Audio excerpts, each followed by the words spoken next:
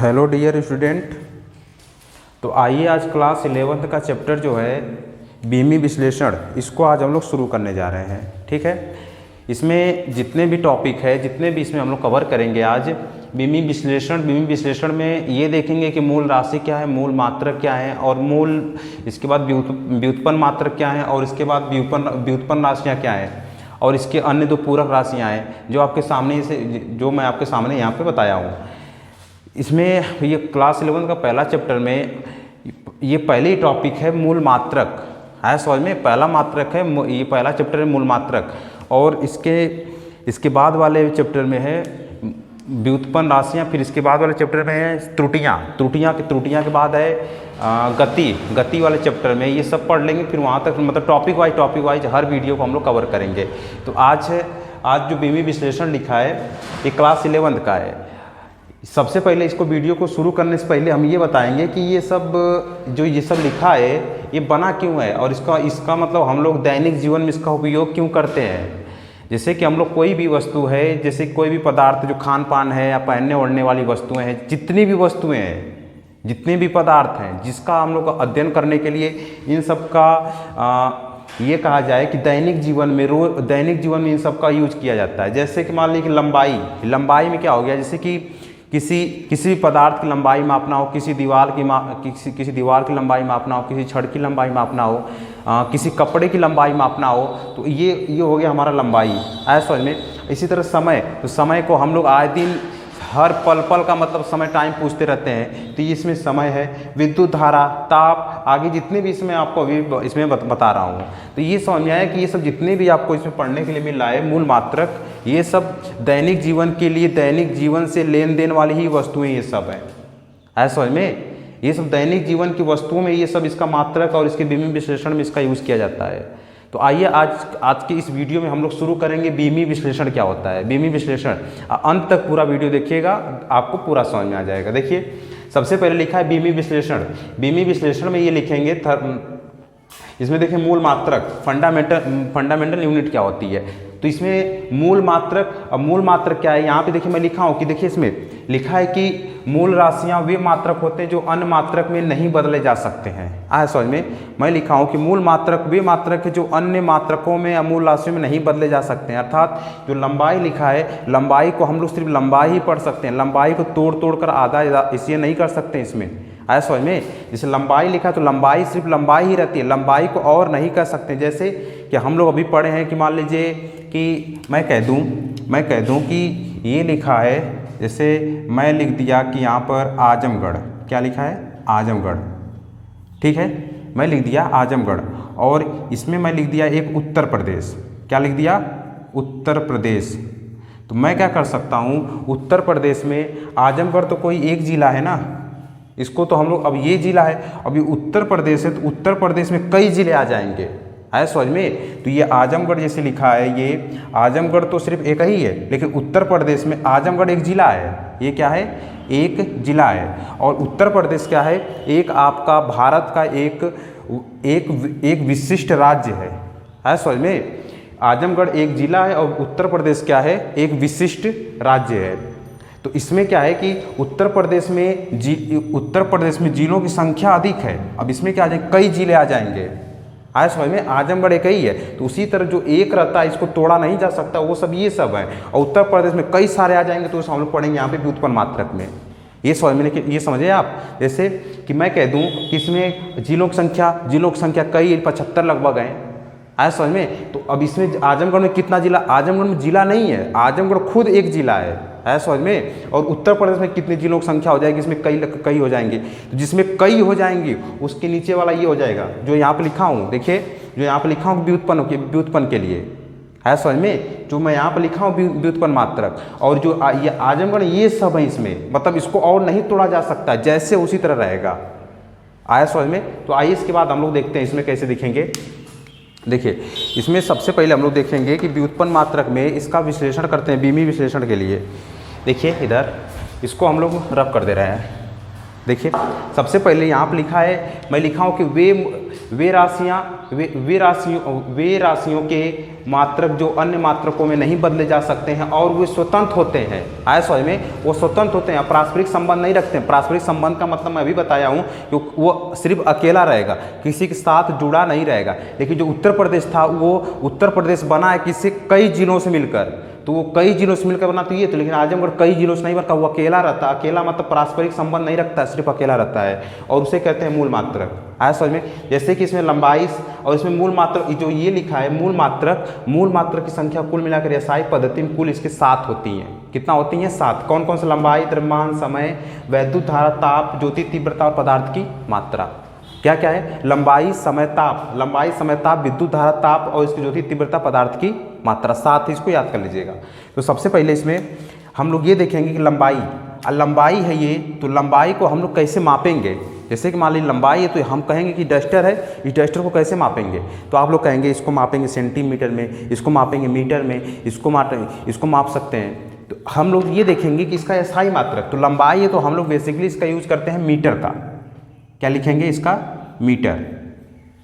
ये है आपका मीटर। द्रव्यमान, अब मैं द्रव्यमान है तो मैं कह दिया कि ये बताइए कि ये द्रव्यमान, ये डायरी जो है इसको बताइए कि ये इसका द्रव्यमान क्या है, इसका वजन कितना है। तो आप लोग इसको लेकर जाएंगे, इसको भौतिक तूला या रासायनिक तूला इसके ऊपर रख देंगे तो इसका मात्रक आ जाएगा केजी में, ग्राम में। तो हम लोग इसका मात्रक इसको लिखेंगे, द्रव्यमान का लिखेंगे किलोग्राम। क्या आ जाएगा? ये आ जाएगा किलोग्राम। ये आपका मिल जाएगा किलोग्राम। फिर इसके बाद समय, तो समय का सबसे छोटा मात्रक, समय को हम लोग बताते हैं घंटा में, मिनट में, सेकंड में। तो आप लोग कहेंगे, मैं पूछूंगा किलो मिनट सेकंड बताए हैं, मैं आपसे पूछूंगा कि ये बताइए कि समय का सबसे छोटा मात्रक, तो आप लोग कहेंगे समय का मात्रक होता है सेकेंड। क्या होता है? सेकेंड, समय का। फिर इसके बाद विद्युत धारा को हम लोग किसी वायर में जब करंट जाता है तो उसमें कैसे मापते हैं? एम्पियर में। तो इसका मात्रक हो जाएगा एम्पियर। शुरू से आप लोग पढ़ते आए हैं इसका एम्पियर। फिर इसके बाद ताप है तो हम लोग ताप को कैसे मापेंगे? मैं आपको पहले ही बता दिया हूँ कि ताप को हम लोग मापेंगे किसमें? केल्विन में। किसमें मापेंगे? केल्विन में। और इसके बाद केल्विन, यहाँ पर लिखेंगे ताप को कैसे मापेंगे? केल्विन में। ताप को मापेंगे केल्विन में। ज्योति तीव्रता, इसके बाद ज्योति तीव्रता है और पदार्थ की मात्रा, तो ज्योति तीव्रता को मापते हैं कैंडेला में। कैंडेला इसको बोलते हैं, कैंडेला। और ज्योति तीव्रता को हम लोग बताते हैं मोल से। कैसे बताते हैं? मोल से। और मीटर को हम लोग कैसे प्रदर्शित करेंगे? इसको मीटर से। इसको प्रदर्शित करते हैं एम से। किससे प्रदर्शित करते हैं? एम से। किलोग्राम को कैसे प्रदर्शित करेंगे? केजी से। इसको बोलते हैं ना केजी से। और सेकेंड को कैसे प्रदर्शित करेंगे? SEC से, सेकेंड को। एम्पियर को हम लोग प्रदर्शित करते हैं ए से। केल्विन को किससे प्रदर्शित करते हैं? के से। कैंडेला को कैसे प्रदर्शित करते हैं? CD से।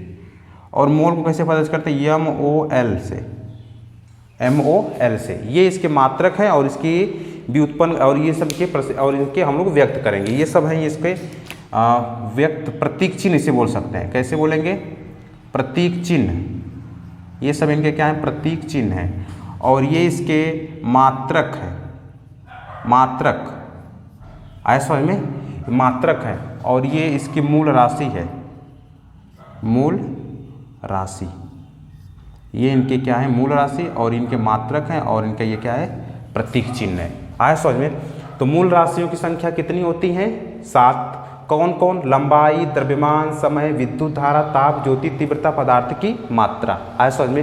फिर इसके बाद लंबाई को मापेंगे मीटर में, द्रव्यमान को मापेंगे किलोग्राम में, समय को मापेंगे सेकेंड में। फिर इसके बाद वैद्युत धारा को मापेंगे एम्पियर में। कितना एम्पियर करंट जा रहा है? बोलते हैं ना कि तार में इतना 5 ampere, 10 ampere, 20 ampere, 25 ampere current जा रहा है, तो विद्युत धारा का मापक एम्पियर में। फिर ताप को मापते हैं केल्विन में।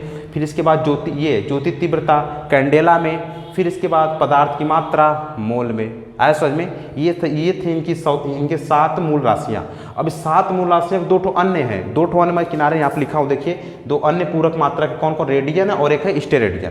तो ये रेडियन होता है, रेडियन का मात्रक होता है कोण, और एक होता है स्टेरेडियन का मात्रक होता है घन कोण। है समझ में? ये 2 मात्रक है, ये रेडियन और ये कोण और स्टेरेडियन का हो जाएगा घन कोण, है समझ में। फिर इसके बाद है यहाँ पे व्युत्पन्न मात्रक हैं। अब व्युत्पन्न मात्रक को इसको हम लोग आपसे बता रहे हैं व्युत्पन्न मात्रक क्या होता है। सबसे पहले लिखा है कि वे मात्रक जो मूल मात्रकों की सहायता से मूल मात्रकों पर घात लगाकर व्यक्त किया था। कहने का मतलब ये है कि जो भी मैं बताया हूँ कि ये वाला इन्हीं की सहायता से जो लिखा है कि मूल मात्रकों की, यानी ये कह सकते हैं कि व्युत्पन्न मात्रक का माई बाप सब यही है समझ में। जो मूल राशि है जब तक ये नहीं रहेगा, अगर ये नहीं रहा तो इसका कोई वजूद नहीं है। यानी ये कह सकते हैं कि जो कुछ बना है इन्हीं सब से मिलकर ये बनेगा। अगर ये नहीं है तो इनका कोई वैल्यू, इनका कोई वजूद नहीं है।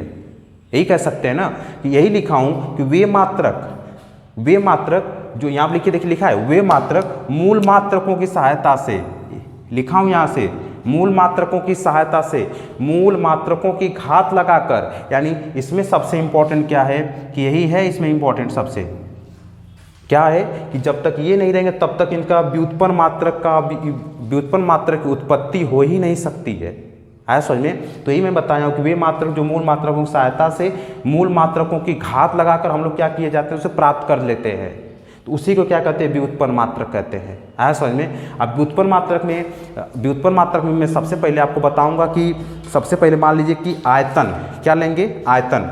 तो हम लोग आयतन लेंगे। यहाँ पे देखिए इसका एग्जाम्पल देखिए, जैसे मैं लिखा हूँ यहाँ पर आयतन बराबर होता है आपको लंबाई गुणे चौड़ाई और गुणे क्या होगा ऊंचाई, लंबाई चौड़ाई और ऊंचाई। तो लंबाई चौड़ाई ऊंचाई को हम लोग कैसे मापेंगे, देखिए लंबाई का देखिए इसमें हम सबसे पहले देखिए मात्रक क्या होगा, इसका देखेंगे मात्रक लंबाई का।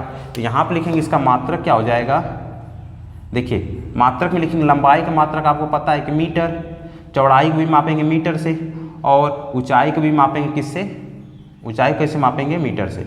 यानी हम ये कह सकते हैं कि आप ये बताइए कि इस बोर्ड की लंबाई कितना है, तो आप कहेंगे इतना मीटर, चौड़ाई कितना है इतना मीटर, है समझ में, चौड़ाई कितना इतना मीटर और इसकी ऊंचाई कितना इतना मीटर। यानी कहने का मतलब कि जो हम लोग लंबाई को मापते हैं, किसी लेंथ को मापते हैं, किसी दूरी को मापते हैं तो उसको मापते हैं मीटर में। ऊंचाई भी एक प्रकार की दूरी है, चौड़ाई भी एक प्रकार की दूरी है और लंबाई भी एक प्रकार की दूरी है। तो इन सबको मापेंगे मीटर में, है समझ में। हम बताए थे कि मीटर में, तो ये हो जाएगा आपका इन्हीं से। अब देखिए ये जो मीटर लिखा है ये सब इन्हीं की सहायता से व्युत्पन्न हुआ है समझ में, इन्हीं की सहायता से। तो अब इसको हम लिख सकते हैं क बार मीटर आ गया, 3 बार मीटर आ गया। ये लिखेंगे मीटर। अब मीटर में गुणा लगा तो गुणा में हम क्या लिखते हैं, यहाँ पर देखिए यहाँ पे लिखा हूँ मैं, यहाँ पे पावर यानी घात लगाकर व्यक्त किया जाता है। तो 1 2 3, तो यहाँ पर लिख देंगे मीटर की पावर 3, मीटर की पावर क्यूब हो जाएगा, है समझ में। यानी ये कहने का मतलब है कि जितने भी मूल मात्रक हैं ये सब मूल मात्रक एक किसी से मिलकर बने नहीं होते, ये खुद से ही होते हैं, खुद से निर्मित होते हैं। लेकिन इसी का व्युत्पन्न का मतलब इसी की उत्पत्ति के द्वारा ही बन जाता है आपका व्युत्पन्न मात्रक, है समझ में। इसके बाद देखिए हम लोग बताएंगे आपका जैसे घनत्व, क्या आ गया आपका, आ गया दूसरा आपका, देखिए मान रहा हूँ यहाँ पर घनत्व, क्या आ जाएगा घनत्व को हम लोग लिखते हैं द्रव्यमान, क्या लिखते हैं द्रव्यमान बटे आयतन, द्रव्यमान बटे आयतन। तो द्रव्यमान बटे आयतन, देखिए अब द्रव्यमान बटे आयतन तो क्या इसमें देखिए, अब ये तो द्रव्यमान बटे आयतन मतलब द्रव्यमान ये तो बन गया आपका व्युत्पन्न मात्रक। अब व्युत्पन्न मात्रक किससे बना होगा, मूल मात्रकों की सहायता से। तो मूल मात्रकों की सहायता में से इसमें से कोई मूल मात्रक आया है, देखिए द्रव्यमान। अब द्रव्यमान को हम लोग लिखेंगे इसका, क्या लिखेंगे किलोग्राम, क्या लिखेंगे किलोग्राम, ये मिल गया किलोग्राम। आयतन, अभी मैं आयतन का भी मैं आपको बताया हूँ, आयतन का मात्रक बताया हूँ मीटर का स्क्वायर, मैं बताया हूँ मीटर का क्यूब, स्क्वायर नहीं क्यूब, सॉरी क्यूब हो जाएगा। फिर इसको ऊपर भेजेंगे तो ये हो जाएगा केजी मीटर का क्यूब, और क्यूब के ऊपर क्या लग जाएगा इनवर्स। यानी कहने का मतलब ये है कि इसी की ये सब व्युत्पन्न मात्रक हैं। व्युत्पन्न मतलब ये सब इससे मूल मात्रों की द्वारा ही उत्पन्न होकर ही बन गया है व्युत्पन्न मात्रक, है समझ में। तो इस छोटी सी वीडियो के साथ हम लोग आज ये बताया हूँ कि बीमी विश्लेषण मूल मात्रक और व्युत्पन्न मात्रक के बारे में आज के बताया हूँ। आज की क्लास को आज यहीं पर हम लोग यहीं पर हम लोग ख़त्म करते हैं। बाकी जितने भी आपको वीडियो है नेक्स्ट वाइज क्रम वाइज इस तरह मिलती जाएंगे। तो बस आज हम लोग बेसिक एकदम, जैसे कि हम लोग क्या करते हैं कि कोई पौधा लगाते हैं तो सबसे पहले उसके हम लोग जड़ को अच्छे से मतलब उसको कवर करते हैं, मिट्टी से ढक देते हैं। तो आज हम लोग जड़ का काम कौन करेगा, इसमें मूल मात्रक और इसकी व्युत्पन्न मात्रक, क्योंकि फिजिक्स की व्युत्पत्ति भी यहीं से हुई है, मूल मात्रक। और जब तक हम लोग मूल मात्रक, अब लंबाई द्रव्यमान के बारे में नहीं पढ़ेंगे तब तक हम लंबाई का चैप्टर, द्रव्यमान का चैप्टर, समय का चैप्टर ये सब नहीं पढ़ सकते हैं। तो आज हम लोग क्या किए हैं कि ये मूल मात्रक रूपी जड़ को लगा दिए हैं और इसके बाद वाले चैप्टर को हम लोग देखेंगे नेक्स्ट वीडियो में। आज की इसी वीडियो का आज आप लोग समाप्त करते हैं। और इस वीडियो को समझ में आए कमेंट कीजिए और सब्सक्राइब और लाइक शेयर कीजिए। Thank you.